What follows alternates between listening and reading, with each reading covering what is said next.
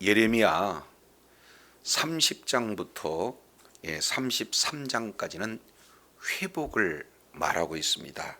그래서 별도로 30장에서 33장까지는 위로의 책이라는 별칭이 붙어 있기도 하죠. 그래서 이제 하나님께서 예루살렘을 회복하시되 먼저 30장에서는 바로 국토가 회복될 것에 대한 내용을 말씀을 하고 있다면, 이제 31장은 국토에서 사는 바로 백성들이 회복될 것을 이렇게 말씀을 하고 있습니다. 그 내용을 조금 양분해 본다면 1절부터 21절까지 이 내용은 북이스라엘이 회복될 것에 대한 내용을, 그리고 22절부터 마지막 절까지 내용은 남유다가 회복될 것. 그래서 이제는 먼저 국토가 회복되고, 그리고 그 백성들이 회복되되, 이제는 남북으로 갈라진 북이스라엘과 남유다가 모두가 다 한 해에서 하나로 회복되어지는 그런 내용들을 말씀을 하고 있습니다. 자, 그런데 오늘 본문 이 내용을 통해서 보면은 이제 31장 1절부터 이제 14절까지 이 내용을 통해서 보면은 선민이 이제는 포로로 끌려갔지만 해방이 돼서 귀환하게 되고, 그리고 귀환한 후에 온전한 회복 때까지 3단계에 걸쳐서 회복이 될 것을 이렇게 말씀을 하고 있습니다. 그 중에 첫 번째 내용을 통해서 보면은 1절에서 이 6절까지 내용을 통해서 보면은 해방에 대한 내용들을 말씀하고 있어요. 그 중에 2절 내용을 보니까 칼에서 벗어났다. 바로 이런 여러 가지 압제, 여러 가지 큰 위험 속에서 벗어난 이 내용을 이미 우리 하나님께서 애굽에서 벗어난 해방된 내용들을 말씀하고 있습니다. 그 근거는 뭐예요? 영원하신 변치 않는 사랑 때문에 그렇다라고 우리 주님께서 지금 말씀을 하고 있습니다. 그런 것처럼 똑같이 7절 내용을 통해서 보면은 기뻐하고 노래하고 그리고 찬양해라 하는 내용은 왜 그렇습니까? 8절에 돌아오기 때문에 그렇다. 그래서 애굽에서 430년 동안 종로를 타고 있는 그들을 돌이키신 하나님이, 그 사랑의 근거에서 돌이키신 하나님이 잠시 잠깐 말씀에 벗어나서 징계를 받는 바벨론 포로로 70년 바벨론에서 이렇게 고통받는 그들을 이끌어낼 수 있는 분이 바로 우리 하나님이시다라는 사실을 말씀하고 있어요. 이유는 왜 그래요? 9절 하반절 내용을 보니까 바로 나의 이제 장자라는 걸, 내 자녀이기 때문에 우리 하나님께서 잠깐 말씀에 벗어난 그들을 말씀으로 돌이키기 위해서 징계했을 뿐 영원히 버리지 않겠다. 지금 우리 주님이 말씀을 하고 있어요. 그러면 애굽에서 돌아오게 하고 바벨론에서 돌아오게 한 그 이후의 내용은 어떻게 되느냐? 10절에서 14절까지 내용을 통해서 보니까 바로 축복에 대한 내용을 말씀을 하고 있어요. 어떤 축복입니까? 영육간의 축복입니다. 자, 12절 하반절 내용을 통해서 보면은 곡식과 새 포도주와 기름과 어린 양의 떼와 소의 떼가 모일 것이다. 완전히 육적으로 회복되어지죠. 영적으로는 어떻습니까? 그의 영혼, 심령이 물된 동상과 같겠고 다시는 근심이 없는 그런 축복의 역사. 그리고 14절, 내가 기름으로 제사장들의 심령을 흡족하게 하고 내 은혜로 내 백성에게 만족하게 하리라. 본질적인 회복이죠. 다른 말로 예배의 회복이에요. 이것이 바로 진정한 회복에 따른 축복을 말씀을 하고 있습니다. 그래서 1절에서 14절까지 우리 주님께서 이제 이스라엘 백성들을 3단계로 애굽에서 해방시키고 바벨론에서 귀환시키고 그 이후에 축복해 주시는 이런 내용들을 이렇게 말씀을 하고 계시는데, 자, 이 부분이 너무나 우리 하나님께서 이제 절망 가운데 있는 그들을 이제 소망의 사람으로 이렇게 진행할 때 관점을 각각 네 단계로 관점을 달리해서 반드시 바벨론 포로에서 해방시켜 주시겠다 하는 그 의지를 4번씩 반복하는 내용을 이렇게 소개하고 있습니다. 자, 첫 번째 내용을 통해서 보면은 15절부터 17절까지 바벨론 포로에서 이제는 바로 귀환할 것이란 바로 첫 번째 내용을 약속하고 있습니다. 자, 15절 내용을 보면은 나 여호와가 이같이 말하노라. 그러니까 모든 출발점에 뭐가 지금 선언이 되고 있어요? 하나님의 말씀이 선언이 되고 있어요. 그러니까 하나님이 한번 선포하시면 그대로 이루는 신실하신 그런 하나님의 말씀이 선포되고 있습니다. 자, 그래서 15절 내용을 보니까 라마에서 이렇게 말씀을 하고 있어요. 자, 라마에서 슬퍼하며 통곡하는 소리가 들리니 라헬이 그의 자식 때문에 애곡하는 것이라 그가 자식이 없어져서 위로받기를 거절하는도다 그랬습니다. 여기서 라헬이 나오고 그리고 라마가 나와요. 여기서 라마라고 하는 이 내용은 라헬이 묻힌 장소를 라마 그러죠. 그리고 여기 라마는 이스라엘 백성들이 바벨론으로 포로로 끌려가기에 거쳐가는 그 장소가 바로 라마예요. 근데 이 라마에 라헬이 묻힌 곳인데 야곱의 부인은 넷이 있잖아요. 그 중에 둘째 부인이 바로 라헬이에요. 가장 사랑하는 여인이 바로 라헬입니다. 근데 이 라헬이 아주 슬퍼하고 통곡하는 그런 내용은 자식 때문에 슬퍼하고 통곡하는 그런 내용이에요. 마치 이스라엘 백성들이 이제는 다 먼저 아수르로 끌려갔고 남유다마저 자녀들이 어떻게 돼요? 그 먼 곳 이제 바벨론까지 끌려갔을 때 그 부모의 심정은 어떤 심정이냐? 라헬이 자녀 때문에 통곡해요. 통곡할 때 어떤 위로도 바로 위로가 될 수가 없어요. 그게 바로 자녀를 먼 길로 고생길로 떠나보내는 부모의 마음 아니겠습니까? 그러니 이 남유다 백성들이 바벨론으로 끌려갈 때 그 자녀들을 이렇게 포로로 끌려가는데 더 이상 돌아올 수 있는 기미도 소망도 가질 수 없는 상태이기 때문에 그 위로를 어떻게 받냐 그 말이에요. 그런데 자, 이렇게 통곡의 상황 속에서 우리 하나님께서 위로를 주신 장면이 16절이죠. 자, 16절 여호와께서 이와 같이 말씀하시니라. 내 울음소리와 내 눈물을 멈추어라. 내 일이 싹쓸 받을 것인즉 그들의 대적의 땅에서 뭐하리라? 돌아오리라. 그러니까 못 돌아올 것에 대한 부모의 통곡인데 이제는 그 통곡 앞에 어떤 위로의 말이 위로가 될 수가 없는 거죠. 그런데 진정한 위로는 어떻게 되는 겁니까? 끌려갔던 자가 돌아오는 것만큼 더 큰 위로가 없다는 거예요. 그래서 마지막 내용이 뭐라고 표현해요?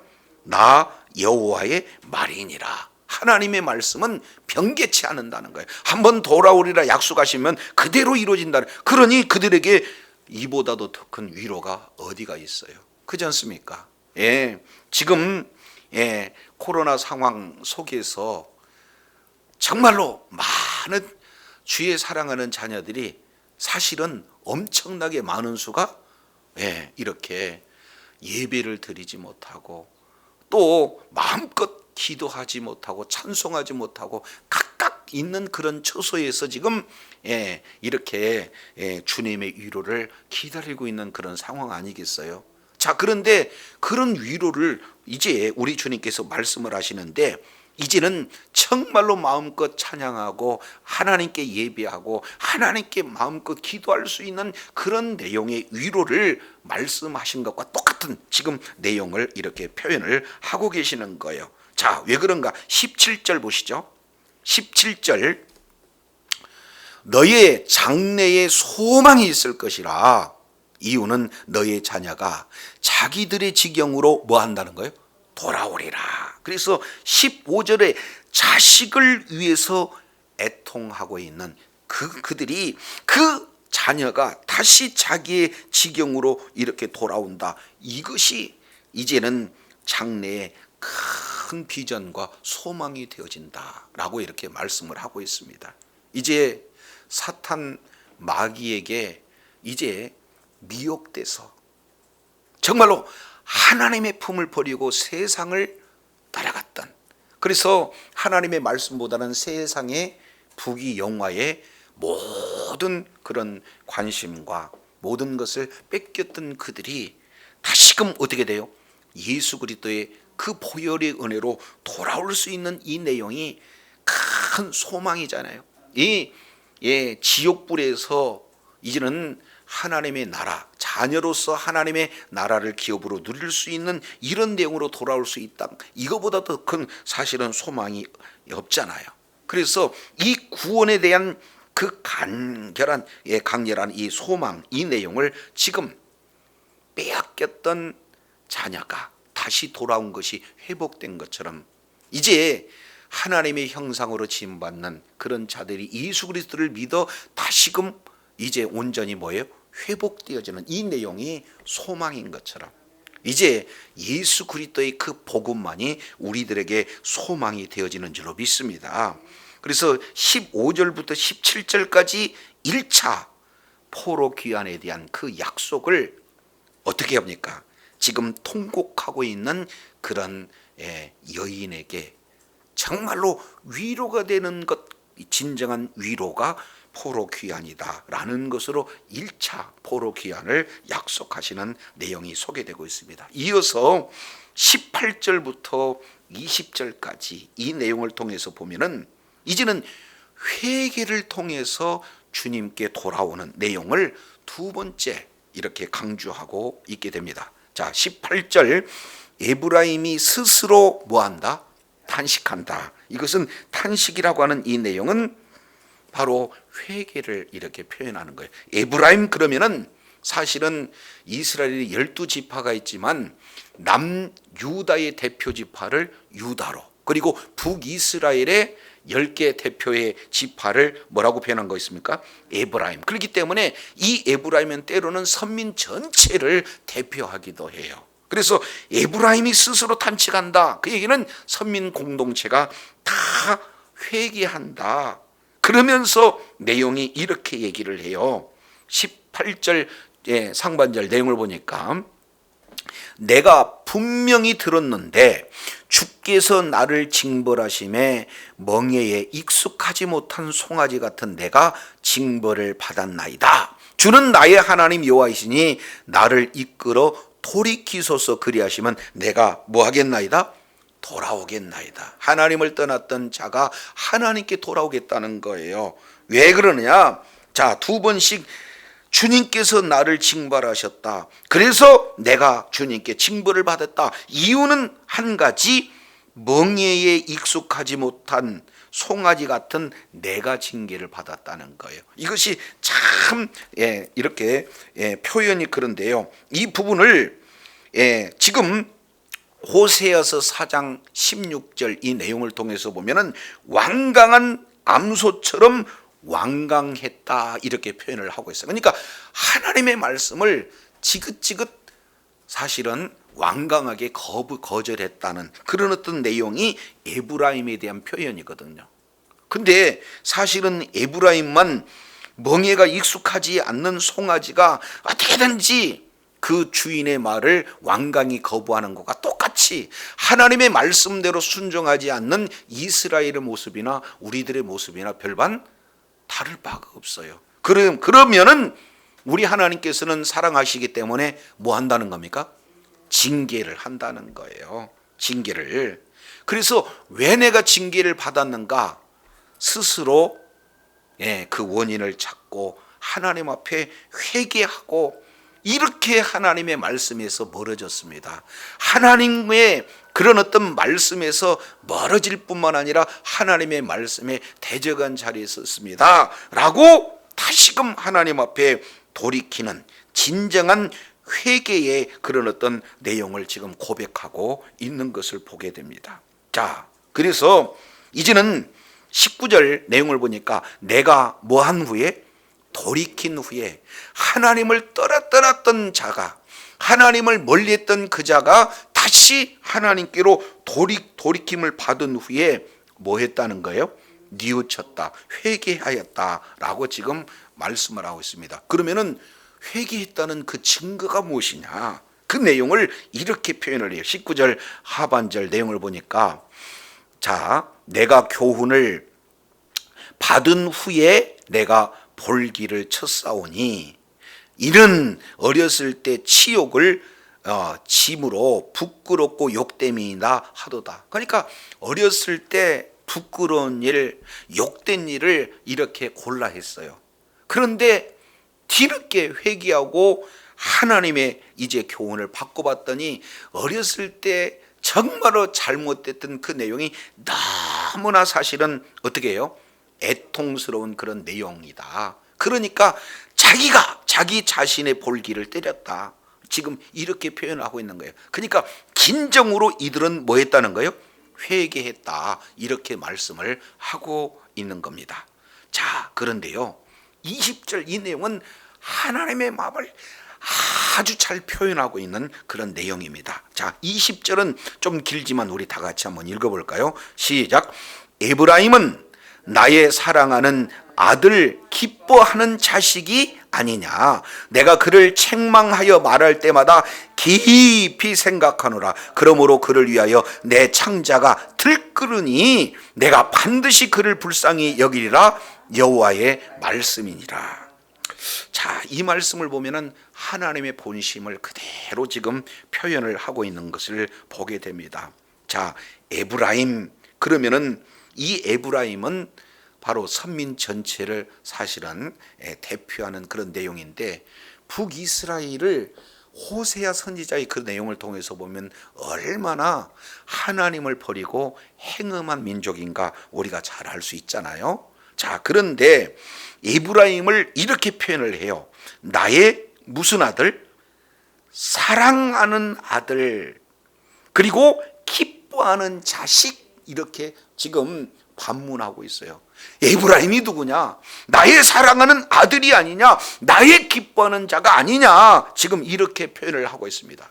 이 내용은 예레미야에서 여기 딱 한 번 기록하고 있는 단어입니다. 나의 사랑하는 아들 해서 여기서 사랑하는 아들, 이 내용은요,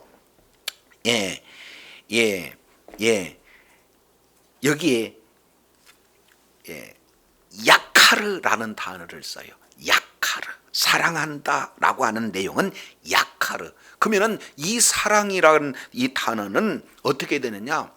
어떤 것과 비교할 수 없이 소중하다, 어떤 것과도 비교할 수 없이 귀하다라는 뜻의 이런 뭐예요? 값진 존재를 뭐라고 표현하냐면 사랑한다, 이렇게 표현을 하고 있어요. 자, 그래서 나의 사랑하는 아들은요, 이 세상 무엇과도 바꿀 수 없는 소중하고 귀한 나의 아들이다. 지금 이렇게 표현하고 있어요. 누가? 에브라임이. 하나님께서 에브라임을 향해서 이렇게 표현해요. 그러면서 똑같이 반복합니다. 나의 기뻐하는 자식이 아니냐, 이렇게 표현하고 있어요. 그러니까 이 표현은 어떤 누구에게도 표현을 하지 않습니다. 구약에서. 근데 신약에서 이것을 마태복음에 두 차례 이렇게 표현하고 있는 내용이 어디냐?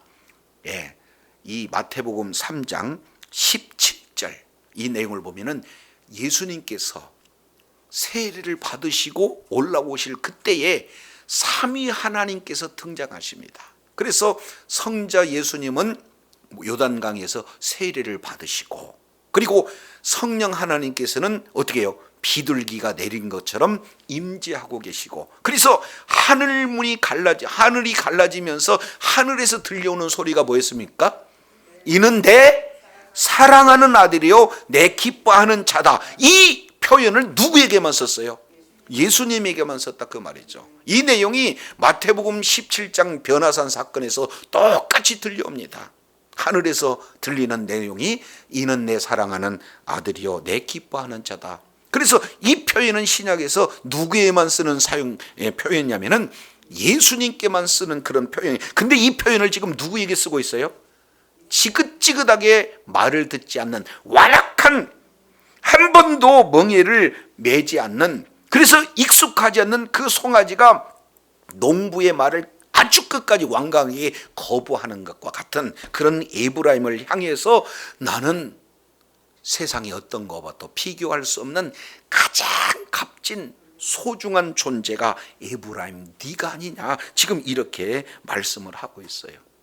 우리는 북이스라엘 바로 에브라임과 같이 하나님을 말로는 사랑한다라고 고백하면서 오히려 하나님을 이렇게 힘들게 하는 일들이 태반사잖아요. 말씀대로 순종한다 하면서 오히려 말씀에 대적하는 길이 얼마나 많이 있냐 그 말이죠. 그럼에도 불구하고 지긋지긋하게 말을 듣지 않는다 할지라도 우리 주님께서는 우리를 바라봤을 때 나의 사랑하는 아들이요 나의 기뻐하는 자다, 지금 이렇게 표현을 하고 있어요. 이거 얼마나 감사한 일이에요. 자, 그러면 사랑한다면은 그냥 잘못도 죄도 그냥 전혀 이렇게 탓하지 않고 사랑하는 것이 진정한 사랑일까요? 그렇지 않잖아요. 사랑하기 때문에 자녀가 잘 될 수 있도록 잘못하면 책망하는 것이 바로 사랑하는 자녀를 대한 부모 마음 아니겠어요? 그래서 내가 그를 책망하여 말할 때마다 어떻게 생각했다? 깊이 생각했다. 여 생각했다라고 하는 원문은요 자카르예요. 그래서 야카르 자카르, 야카르 자카르, 이 내용이 언어적으로 지금 같이 지금 강조되어지는 내용이에요. 사랑하기 때문에 기억한다. 사랑하기 때문에 기억한다. 그러면은 기억하는 그 내용은 어떻게 되는 겁니까? 아예 말을 안 들으니까 아예 그냥 자녀에 의해서 멀리 뛰어버립니까? 죽이려고 하는 겁니까? 아니면 이 생각하는 그런 어떤 내용이 그래도 언약의 백성이잖아, 내 자녀잖아 라는 것을 책망할 때마다, 징계할 때마다 우리 하나님께서는 뭐 한다는 거예요? 잊지 않는다는 거예요. 다른 말로 기억하신다는 거예요. 자, 이 내용이 그 뒤에 이렇게 표현합니다. 그러므로 그를 위하여 내 마음이 어떻게 해요? 내 마음이 그를 위하여 내 창자가 끊어졌다. 이 내용이 가장 적절한 표현이 뭐예요? 애간장 녹는다, 애끓는다라고 하는 이 내용은 창자가 끊어지는 그런 고통을 지금 말하고 있습니다. 외적으로는 전혀 이상이 없는데 정작 속에서 당사자는 뭐예요? 창자가 끊어지는 그런 고통을 겪고 있는 것을 보게 되어져요. 왜? 사랑하는 자녀가 이제는 크게 징벌을 잘못해서 받았는데 그 징벌을 받으면서 비로소 잘못했어요 하고 회개하는 그런 모습을 보니까 징계를 준 부모의 마음이 창자가 끊어진 것처럼 우리 하나님의 마음이 뭐 하는 거예요? 창자가 끊어진 것 같다. 그래서 반드시 내가 그를 뭐하게 여기라? 여기서 불쌍히 여긴다라고 하는 이 단어가 라함이에요. 라함. 이제 아주 떡애기, 젖먹이 그 애기를 우리 하나님께서 정말로 이 부모가, 어머니가 돌보시는 그 모성애적 그 사랑으로 그런 사랑을 해주시겠다 하는 그런 약속을 말씀을 하고 있습니다. 그래서 첫 번째 이 내용은 애곡하는 그런 부모를 위로하는 형태로 우리 하나님께서 다시 끌려갔던 자들을 회복시켜 주겠다는 그런 내용과, 두 번째 스스로 지금 현재 회개하는 그런 자들을 향해서 예수님에게만 쓸 수 있는 어떤 것도 비교할 수 없는 그런 사랑의 자녀들을 이제 징계했었는데도 불구하고 그들이 회개하니까 어떻게 돼요? 하나님께서 견딜 수 없는 창자가 끊어진 듯한 그런 고통을 가지고 내가 반드시 불쌍히 여기다, 회복하겠다 하는 그런 내용으로 두 번째 강조하고 있는 그런 내용을 보게 됩니다. 이것이 바로 우리 하나님의 마음이에요. 우리는요, 지긋지긋하게 사실은 하나님의 말씀을 듣지 않는 그런 어떤 존재예요.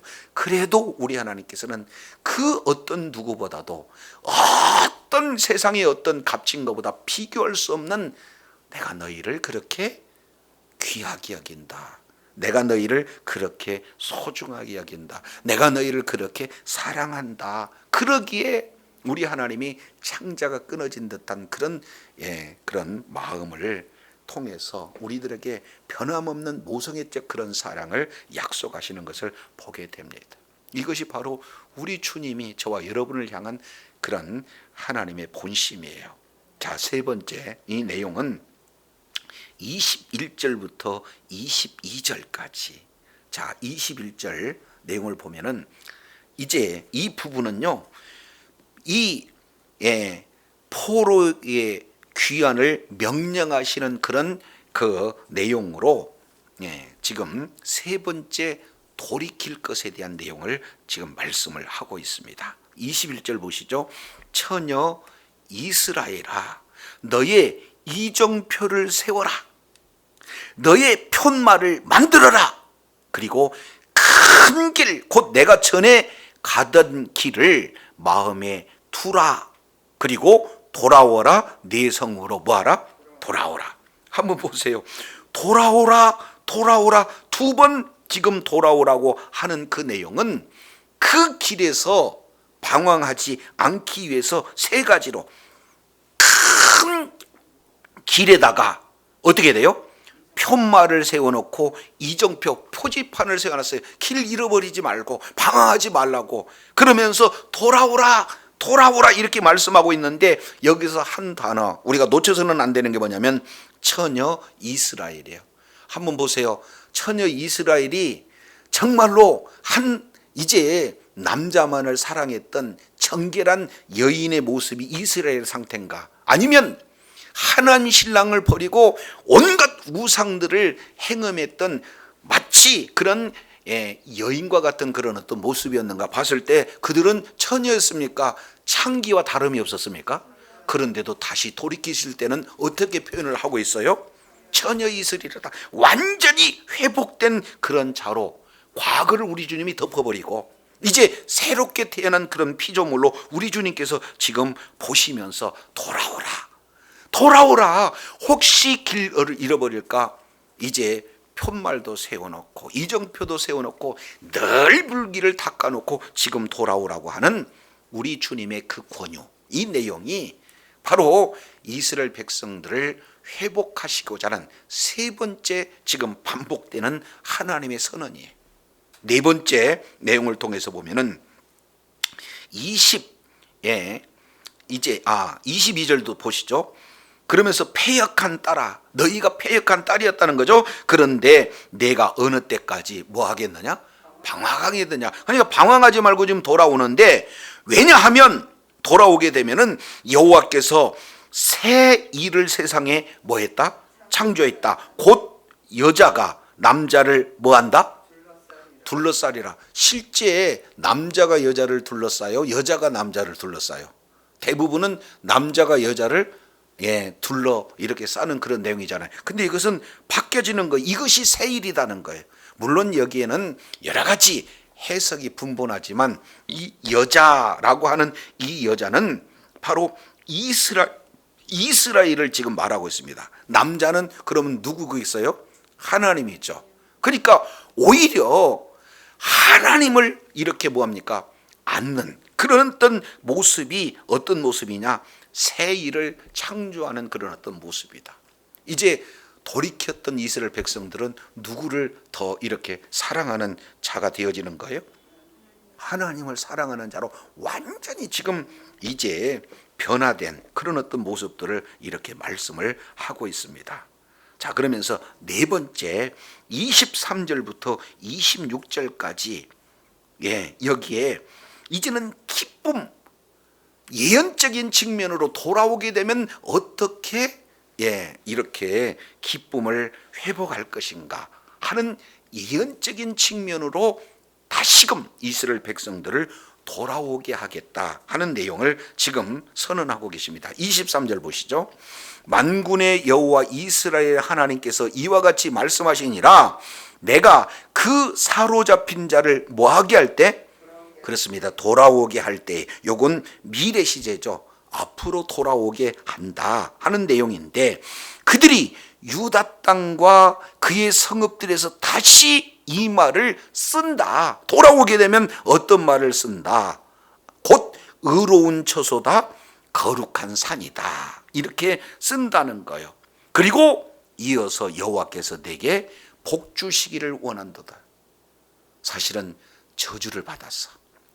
성읍이 뭐예요? 회파가 되어지고, 그리고 성소가 완전히 무너지는 그런 어떤 내용인데, 다시금 돌아오게 되면 아니라는 거예요. 그 장소는 의로운 처소고 거룩한 산이고 다시금 이제는 복이 이루어지는 그런 내용이다. 모두가 다 이구동성으로 이렇게 선언을 하게 된다는 거예요. 언제? 돌아올 때가 되어지면. 자, 그래서 돌아오면은 24절 유다와 그의 모든 성읍의 농부와 양떼를 인도한 자가 거기에 뭐 하는 거예요? 함께 거하는, 함께 사는 공동체를 말하고 있어요. 때로는요, 그 이전에는 지도자, 그리고 또 그들은 약탈하고 이런 아주 모순 속에서 서로가 죽이고 이렇게 반목하고 이런 어떤 상황인데, 이제 돌아오게 되면 어떻게 된다는 거예요? 서로가 하나가 되게 지금 하겠다. 그러면서 25절 그 결과를 이렇게 표현을 합니다. 25절 내용을 보니까 뭐라고 말씀을 하시죠?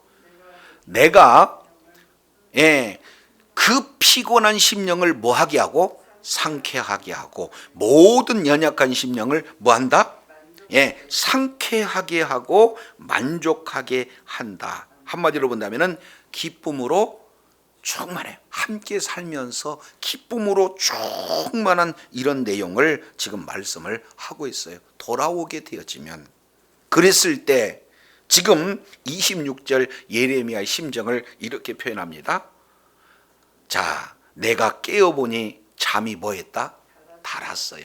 예레미야 선지자는 정말로 많은 오해를 받았잖아요. 너희들은 바벨론으로 끌려갈 것이다. 그리고 시간이 지나면서 바벨론으로 끌려가는 것이 하나님의 뜻이다. 두려워 말고 바벨론으로 가라. 그러니까 이 메시지를 들은 많은 사람들은 매국노다. 그리고 심지어는 때리고 죽이려고 하는 그런 어떤 자들이 있었으니까, 이런 자기 자신에게 돌아오는 여러 가지 고난, 고통은 사실은 참을 수 있어도요, 예레미야 심정 가운데 내용을 보면, 예레미야 애가 내용을 보면 얼마나 절절한지 몰라요. 그렇지 않습니까? 성전이 다 불타워지고 약탈당하고, 이 성읍은 사람이 살 수 있는 곳이 아니고, 부녀들은 유린당하고 애들은 매어침을 당해서 그 통곡 소리가 진동을 할 때, 이 예레미야는 눈물의 선지자라고 하잖아요. 눈물을 흘리지 않고는 증거할 수가 없는 그런 내용이. 그런데 어떻게 편한 잠을 잘 수가 있겠어요? 그런데 오늘 내용을 보니까 내 잠이 뭐했다? 달았더라. 눈물의 선지자가 이 달았다. 지금 이 내용은 그 마음이 이제 평안하다는 거예요. 심판을 선언했을 때는 눈물의 선지자지만, 이제는 그 심판받은 대상들이 어떻게 돼요? 다시 절망 가운데 있는 것이 아니라 다시 회복할 수 있는 하나님의 음성이 들리기에, 이제는 마음이 어떻게 돼요? 평안한 그런 어떤 모습들을 우리가 살펴볼 수가 있게 되어집니다. 우리가 한 영혼을 두고 기도합니다. 예수 믿어야 되는데, 예수 믿지 않으면 정말로 이것은 너무나 큰 고통에 따르는데, 이제 어떻게 하면 주님의 품으로 이끌까? 이렇게 해서 눈물 뿌려 기도하는 그런 어떤 상황 속에서 하나님께서 약속을 하셨어요. 자, 다음 주에 예배당에 오겠다. 그러면 어떻게 돼요? 마음이 얼마나 기쁜 그런 내용이겠습니까? 그잖아요. 그래서 지금 예레미야는 지금 회복에 대한 그런 메시지를 4번에 걸쳐서 돌아온다, 돌아온다, 돌아온다, 돌아온다. 이것을 4번 상황이 조금 이렇게 여러 가지 상황을 이렇게 통해서 돌아온 것을 분명히 이렇게 회복되는 그런 메시지를 말씀을 하고 있는 것을 보게 됩니다. 이제 저도 여러분도 실제 우리들에게 소망은 다른 게 아니에요. 복음만이 소망입니다. 예수님만이 소망입니다. 그렇기 때문에 이제 우리가 예수 그리스도의 복음을 우리들에게 주셨고 맡기셨고, 그리고 많은 죽어가는 지금 영혼들에게 하나님과 반목에 서 있고 하나님 나라의 가치보다는 이 세상의 가치를 따라 살고 있는 마귀에게 철저히 종됐음에도 불구하고 오히려 우리를 불쌍히 여기고 학대하는 그들을 향해서 예레미야 선지자가 복음을 증거하고, 그리고 그 복음에 이제는 하나님께서 회복해 주시라는 그런 내용 가운데, 마음 가운데 그래도 잠이 뭐예요? 달리라, 이렇게 표현했던 것처럼 저와 여러분이 지금까지 눈물 뿌려 복음을 증거하고 한 영혼을 품고라도 주님의 품으로 돌아오기 위해서 주님의 그 사랑을 증거했던 그 자리에 바로 진정한 소망은 예수 그리스도를 믿는 믿음으로 그런 자들이 회복되는 진정한 회복만이 우리들에게 참된 바로 기쁨이요, 그들에게 또 소망이 되어진 줄로 믿습니다. 주님 오시는 그날까지 예레미야 선지자처럼 하나님의 말씀을 증거하고 그런 그 말씀이 그대로 이루어질 때 이제 우리 하나님의 그 사랑, 이렇게 표현을 하잖아요. 나의 사랑하는 아들, 나의 기뻐하는 자식. 그렇게 말을 듣지 않는다 할지라도 이 세상의 어떤 것과도 비교할 수 없는 그러한 귀하고 소중한 존재다. 그런 자들이 철저하게 회개하고 돌아왔을 때 우리 하나님께서는 어떻게 돼요? 창자가 끊어진 듯한 그런 이제 긍휼을 주지 않고는 견딜 수 없는 그런 고통을 우리 주님께서 표시하는 것처럼 이제 진정한 회개는 예수 안 믿는 자리에서 예수 그리스도를 구주로 영접하는 것이 온전한 회개가 되는 줄로 믿습니다. 그랬을 때 우리의 하나님의 그 본심, 우리를 이렇게 사랑하신다는 그런 내용이 늘 우리의 사역 현장 속에, 우리의 삶의 모든 그런 상황 속에서 그 부어지는 그런 사랑으로 말미암아 많은 영혼들이 회개하고 주님의 품에 돌아와서 주님의 기쁨으로 충만한, 그리고 하나님의 마음에 흐뭇한 그런 어떤 축복의 역사가 저와 여러분의 모든 사역 현장에 풍성히 임하기를 예수 이름으로 축원합니다. 기도하겠습니다.